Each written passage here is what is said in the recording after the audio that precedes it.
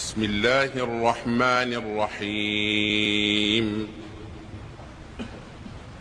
يا أيها الناس إنا خلقناكم من ذكر وأنثى وجعلناكم شعوبا وقبائل لتعارفوا إن أكرمكم عند الله أتقاكم إن الله عليم خبير. O humankind, who have created you from a single male and female, Adam and Eve, and made you into nations and tribes and communities, that you may know each other. Verily the most honored of you in the sight of God is the one who is the most righteous of you. And God has full knowledge and is well acquainted with all things. ومن آياته خلق السماوات والأرض واختلاف ألسنتكم وألوانكم إن في ذلك لآيات للعالمين. And among the signs of God is the creation of heaven and earth, and the variation in your languages and your colors. Verily in that are signs for those who know.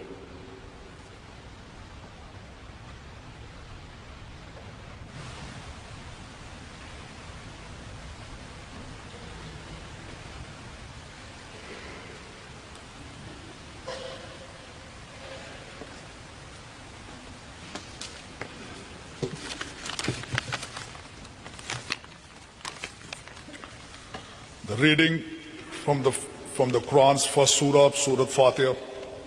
A'udhu billahi minash shaitanir rajeem. Bismillahir rahmanir rahim. Alhamdulillahi rabbil alamin ar-rahmanir rahim. Maliki yawmiddin. Iyyaka na'budu wa iyyaka nasta'in.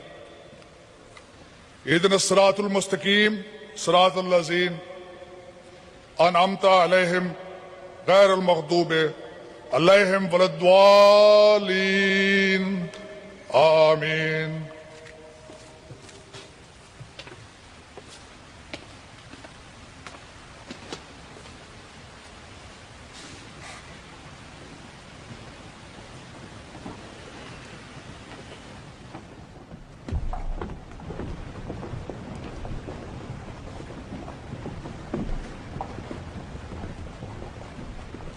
Saya bertanya dan saya belum bisa menjawab, mengapa Allah tidak menjadikan semua manusia beragama Islam?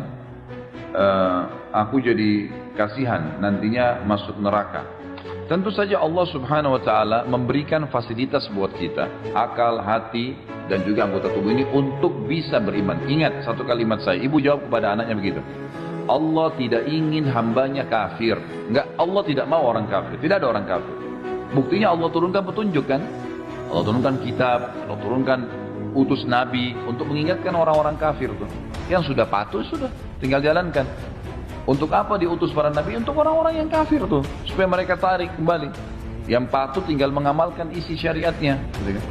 Jadi sebenarnya Allah tidak ingin orang kafir. Allah tidak ingin ada satupun dari manusia dan jin yang masuk ke neraka. Allah tidak mau. Buktinya, kalaupun dia sudah berdosa 70 tahun, hari pertama tahun 71 taubat diterima sama Allah.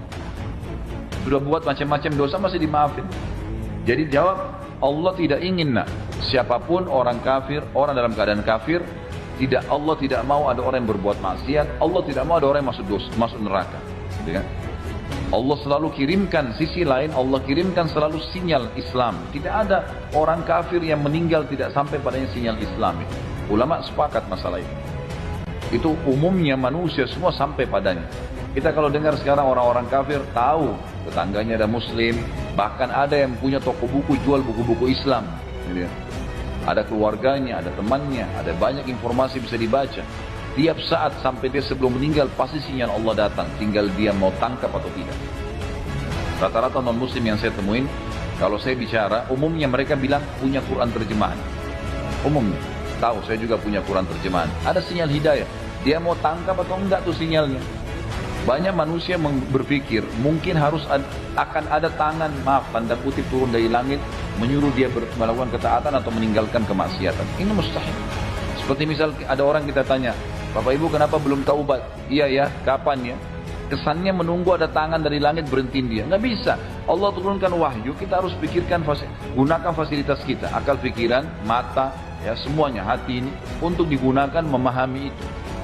Orang berbuat dosa, pilihan dia sendiri. Orang buat ketaatan, pilihan dia sendiri. Makanya penghuni neraka nanti di hari kiamat, naudzubillah, masuk neraka dalam kondisi meyakini memang pantas saya masuk. Nah perbuatan dia sendiri.